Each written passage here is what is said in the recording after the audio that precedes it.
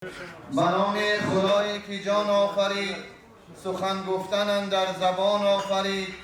خداوند بخشنده دستگیر، کریم خطابخش پوزش پذیر. صد هزاران پادشاهان و مهان، سرفرازانند زان سوی جهان. نامشان از رشت حق پنهان بیمان، هر گدای نامشان را بر نخوان.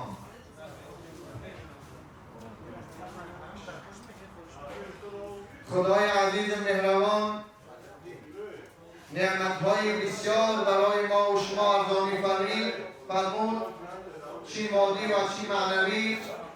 اگر ما بندگان خداوند قدرشناس نعمت باشیم، انشاءالله خداوند باز زیاد می‌دهد.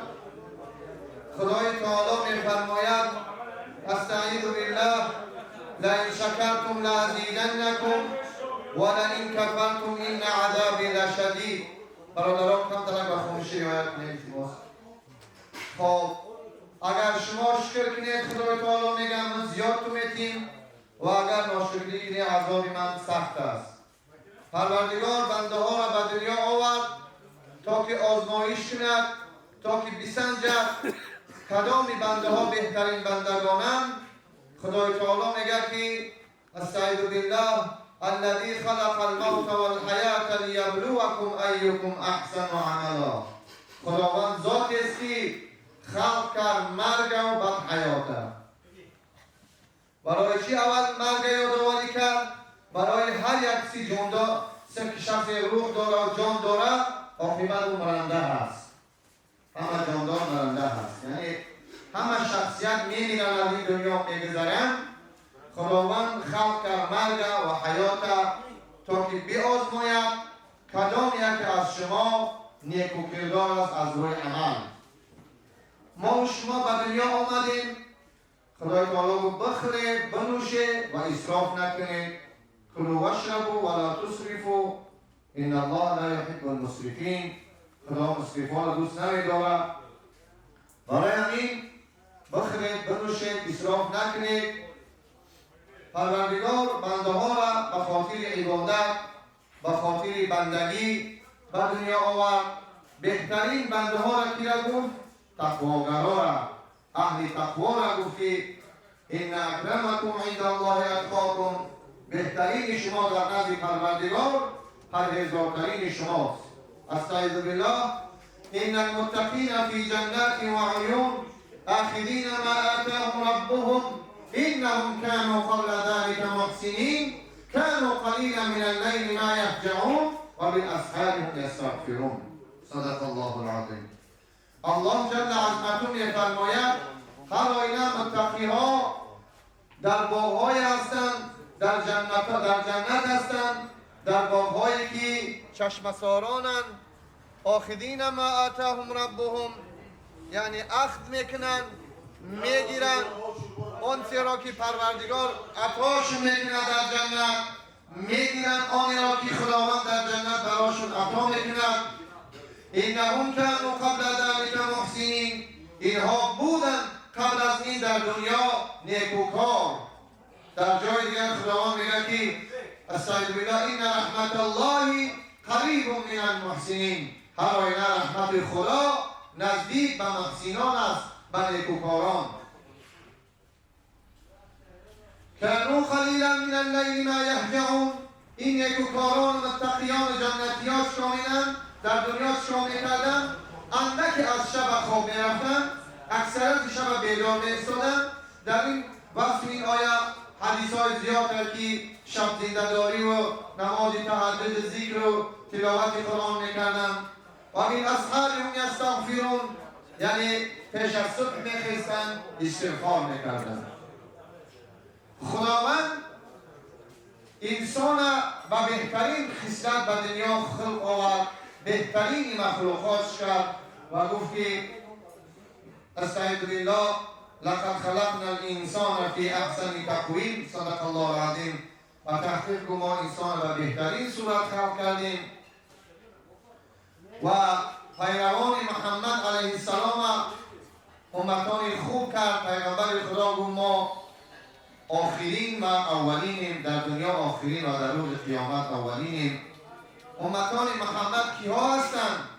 خدای تعالی در قرآن میگه استعیذ بالله، امتان حضرت رسول اکرم صلی الله علیه و سلم، پیغمبران را چقدر باخبر باشیم ما و شما در نامشون گرفتن و نام عزیز بزرگشون. امتان جناب رسول اکرم صلی الله علیه و سلم اینا که استعیذ بالله محمد رسول الله والذین معه اشداء علی الكفار رحماء بینهم تراهم ركعا سجدا یبتغون فضلا من الله ورضوانا سیماهم فی وجوههم من اثر السجود. یعنی خداوند میفرماید که محمد صلی الله علیه و سلم رسول خداست. در جای دیگه میگه که من یطیع الرسول فقد اطاع الله در سوره نساء، کسی که رسول حضرت رسول اکرم صلی الله علیه و سلم اطاعت کنه او خدا را اطاعت کرده است. محمد صلی الله علیه و سلم رسول خداست.